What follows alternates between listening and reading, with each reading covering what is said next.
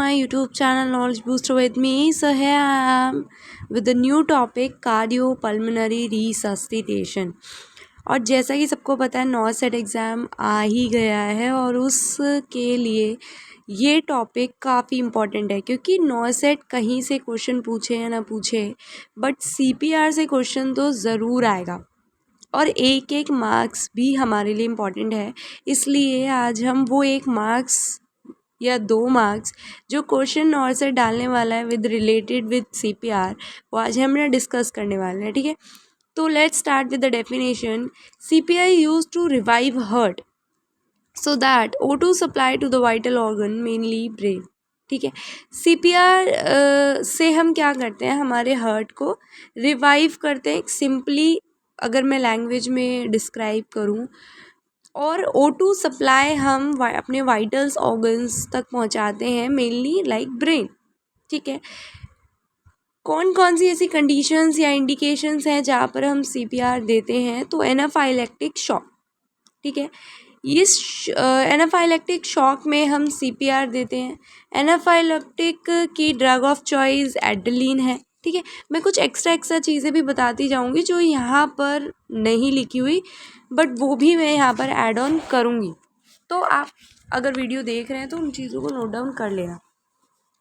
Second आती है हमारी कोई ड्रग रिएक्शन हुई है, ड्राउनिंग हुई है, ठीक है, कार्बन मोनोऑक्साइड पॉइजनिंग है या क्लिनिकल डेथ, ठीक है। इफ़ अगर स्टूडेंट्स को नहीं पता क्लिनिकल डेथ क्या है, तो जब भी हमारा हार्ट स्टॉप कर देता है, फंक्शनिंग करना बंद कर देता है, उसके अराउंड 5 to 6 मिनट बाद डेथ जो है वो क्लिनिकली मतलब मानी जाती है, ठीक है। तो इसलिए उसको हम क्लिनिकल डेथ में काउंट करते हैं। तो ये कुछ ऐसे इंडिकेशंस हैं जहाँ पर हम CPR पेशेंट में देते हैं। नेक्स्ट है सीक्वेंस। सीक्वेंस क्या रहता है CPR का, तो वो रहता है कैब, ठीक है। कैब से हम उसी को ध्यान रखेंगे, कंप्रेशन, एयरवे एंड ब्रीथिंग। कुछ बच्चे बोल रहे होंगे या कुछ बच्चों के मन में आ रहा होगा कि ABC is also the sequence, but नहीं, अभी जो नॉसेट मानेगा वो स्कैब है, ठीक है। तो हमें यही ध्यान में रखना है। And last is defibrillator. Next है कि हम कैसे असेस करेंगे पेशेंट को CPR देने से पहले। नॉसेट का क्वेश्चन CPR से इसी मेन टॉपिक से आता है कि हम पेशेंट को कैसे असेस करेंगे, है ना। तो सबसे पहली ये जो मैंने स्लाइड्स लगाई हैं प्रायोरिटी वाइज लगाई हैं कि अगर ऑप्शन में सारे हैं तो हम किसको प्रायोरिटी देंगे। तो सबसे पहले प्रायोरिटी देंगे check the response to the of the patient. सबसे पहले हमें पेशेंट को चेक करना है, उसके रिस्पॉन्स को चेक करना है। तो उसके लिए 2 मेथड्स होते हैं, shake and shout method and second is काउज मेथड। शेक एंड शाउट में हम क्या करते हैं कि पेशेंट को थोड़ा हिलाते हैं, ठीक है, उसके सामने कुछ बोलते हैं लाइक, और उसका रिस्पॉन्स चेक करते हैं। एंड सेकंड मेथड इज काउज method, can you hear me, open your eyes, what's your name and squeeze hand. उसका हैंड भी हम स्क्वीज करके देखते हैं। तो हमने ये पेशेंट का रिस्पॉन्स चेक किया, ठीक है। नेक्स्ट अगर मान लो पेशेंट अनरिस्पॉन्सिव है तो फिर हमारा फर्दर एक्शन होता है उसकी पल्स को चेक करना। अगर पेशेंट अडल्ट है तो कैरोटिड पल्स चेक करते हैं, इन्फेंट है तो ब्रेकियल, और चाइल्ड है तो फिमोरल, ठीक है। इंपॉर्टेंट है, नॉसेट में क्वेश्चन पूछ लिया जाएगा कि इन्फेंट है, बताओ कौन सी पल्स चेक करोगे, तो आपका प्रायोरिटी ब्रेकियल पर जाएगा, ठीक है।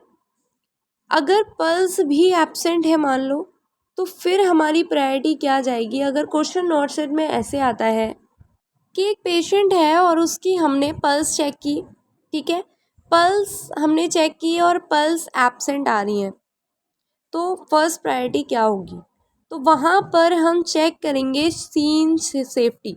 हमारी फर्स्ट प्रायोरिटी रहेगी उसकी सीन सेफ्टी, कि हम उसको एक सेफ एनवायरनमेंट प्रोवाइड कर पाएँ, ठीक है।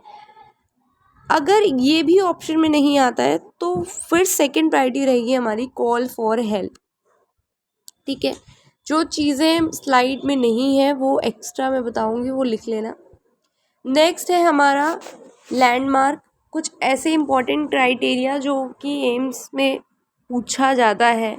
नॉर्थ सेट के 2020 2021 में लगातार लैंडमार्क पूछा जा रहा है, ठीक है। तो सीपीआर का लैंडमार्क आप चाइल्ड, अडल्ट या न्यूनेट तीनों में से किसी का भी पूछे तो आएगा lower half of the sternum, ठीक है, और ये इम्पॉर्टेंट है। डेप्थ भी पूछ लेते हैं, तो डेप्थ आएगी आपकी 1 से लेकर 2 इंच डेप्थ रहेगी। रेट आपका at least 100 beats per minute rate रहता है हमारे सीपीआर का। Next, compression ventilation ratio, adult में 30:2 रहेगा अगर 1 रेस स्क्वायर है या 2 रेस स्क्वायर है। चाइल्ड में अगर 1 रेस स्क्वायर तो 30:2, 2 रेस स्क्वायर है तो 15:2, और न्यूनेट में या न्यूबॉर्न में हमारा 3:1 का कंप्रेशन वेंटिलेशन रेशो रहेगा, और इन्फेंट का भी मैंने यहाँ पर एड ऑन किया है जो है 5:1, ठीक है। अलग है, इम्पोर्टेंट है और आ भी सकता है। यही कुछ ऐसी चीज़ें हैं जो 9 से क्वेश्चन पूछता है। बट अगर मैं कुछ एक्स्ट्रा भी बताऊँ तो कोड पूछ सकते हैं कि बताओ कार्डियक अरेस्ट के लिए कौन सा कोड आप जनरेट करेंगे, तो वो कोड होता है ब्लू, ठीक है।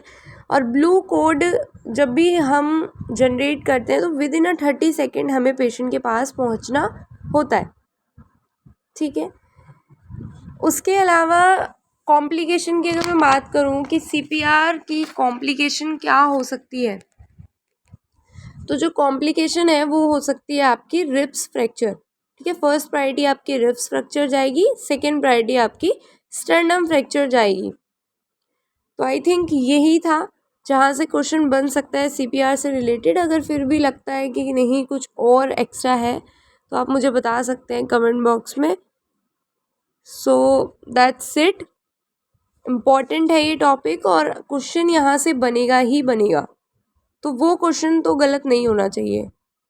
Okay, so all the best for your exam, और तैयारी करते रहो, आगे बढ़ते रहो। एंड एक क्वेश्चन भी है आपके लिए जो आपको आंसर करना है कि हमारा ईटी इंट्यूबेशन का टाइमिंग क्या होता है।